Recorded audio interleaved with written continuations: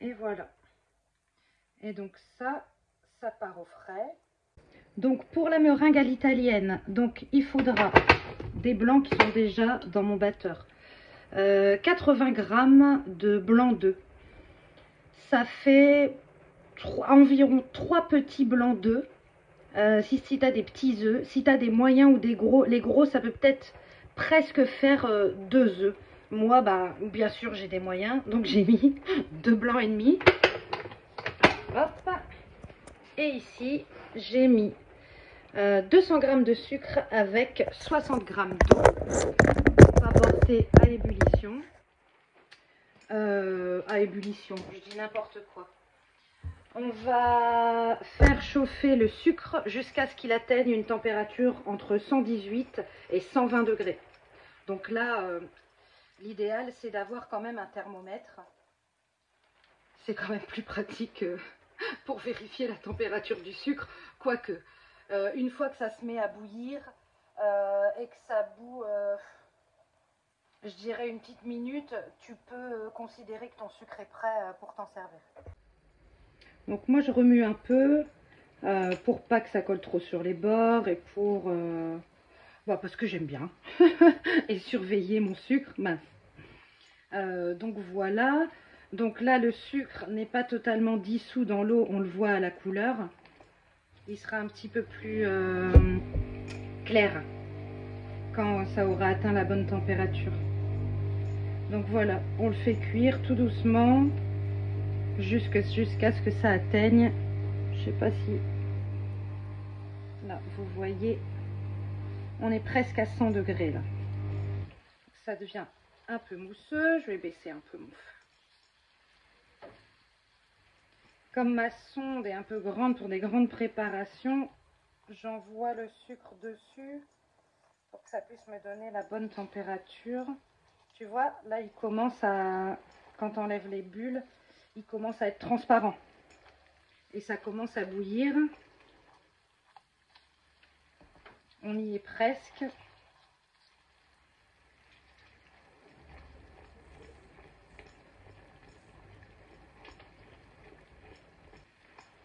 Donc quand le sucre commencera à atteindre 115 degrés, on commence à battre les blancs.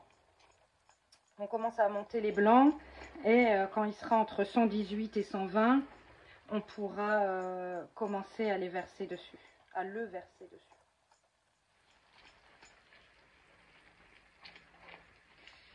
Donc là, je vais commencer à monter mes blancs à petite vitesse, parce que je suis à 115.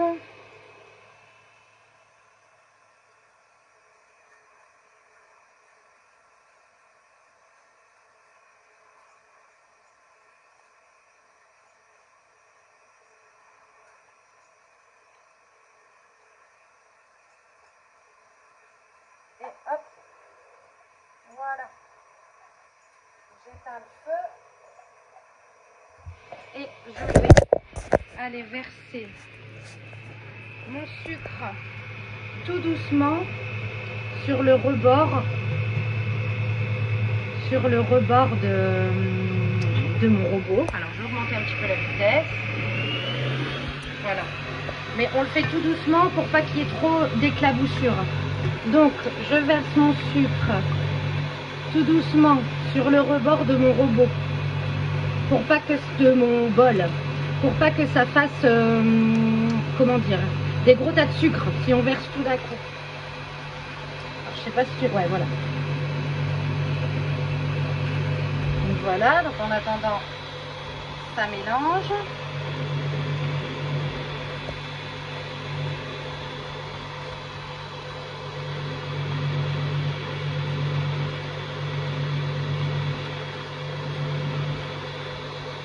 On y est presque.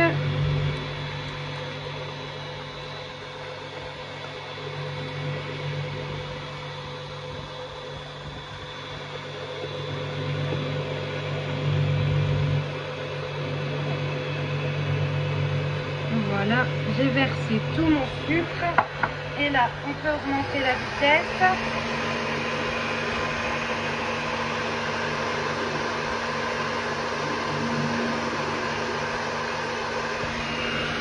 et tu bats jusqu'à ce que la meringue soit montée et qu'elle ait refroidi.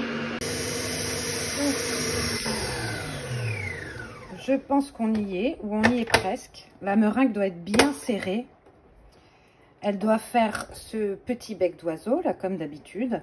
Elle doit être bien ferme, bien brillante. Et surtout, il faut que tu touches pour voir si c'est encore chaud. Normalement, elle doit avoir bien refroidi. Voilà.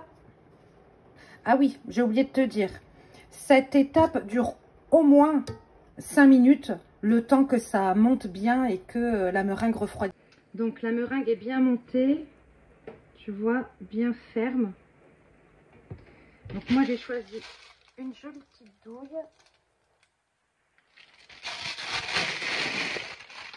On fait la petite technique, si tu te rappelles.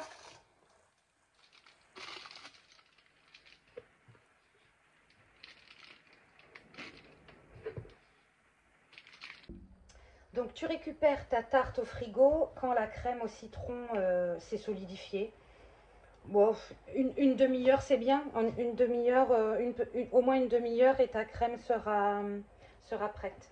Donc moi je vais faire des jolies petites vagues avec cette douille, mais tu peux aussi faire par exemple un pochage Saint-Honoré, ça a aussi la cote en ce moment. Moi je n'ai pas de douille Saint-Honoré, donc je te montre comment on fait. Tu coupes la partie de ta poche à douille. Et ensuite, tu fais une petite entaille dans ce sens-là. Donc, à toi de choisir la forme de ton entaille. Et ça te fera, je ne sais pas si tu vois là.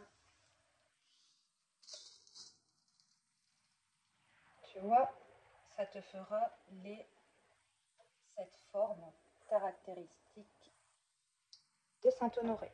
Voilà. Donc,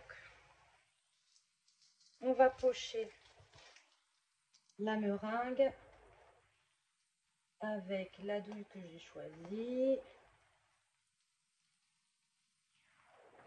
Ça fait des jolies petites vagues.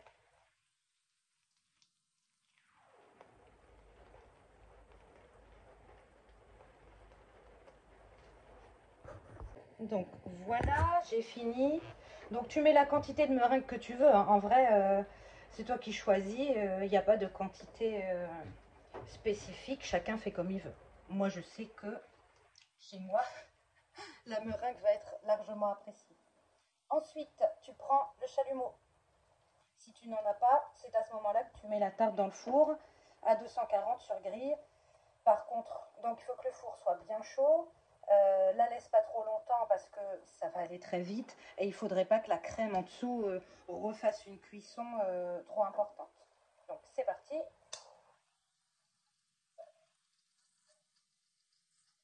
Vous avez l'image mais vous n'avez pas l'odeur. Ça sent super bon.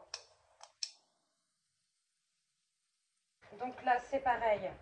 C'est à ta convenance pour le petit grille. Moi j'ai préparé avant des petits suprêmes de citron jaune et vert pour pouvoir rajouter un petit peu de déco. Comme tu vois, je n'ai pas de pince professionnelle, mais ça ira très bien. Donc tu mets un peu de jaune et un peu de vert par-ci par-là.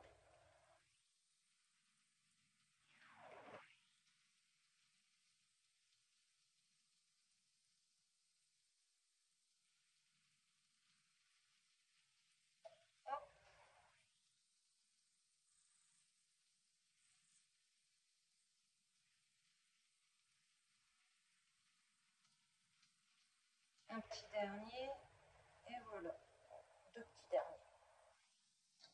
Voilà, tu peux aussi mettre des zestes de citron si jamais tu aimes.